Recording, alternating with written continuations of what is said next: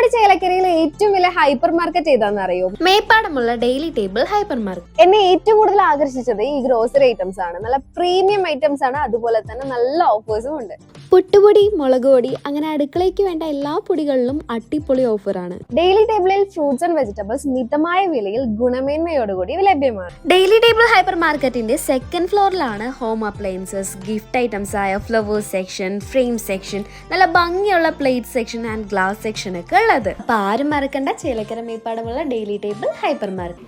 K മഹേഷിന്റെ മരണത്തിൽ ശക്തമായ അന്വേഷണം വേണമെന്ന ആവശ്യം വെള്ളാപ്പള്ളി നടേശനെ പരിഭ്രാന്തിയിൽ ആഴ്ത്തിയിരിക്കുകയാണെന്ന് മുതിർന്ന കോൺഗ്രസ് നേതാവ് VM സുധീരൻ. കെ മഹേഷിന്റെ മരണത്തിൽ കൃത്യമായ അന്വേഷണം നടത്തണമെന്ന ആവശ്യം ഉയർന്നു വന്നത് ഈ ഗവൺമെന്റ് അധികാരത്തിൽ വന്നതിന് ശേഷമാണെന്ന് VM സുധീരൻ പറഞ്ഞു.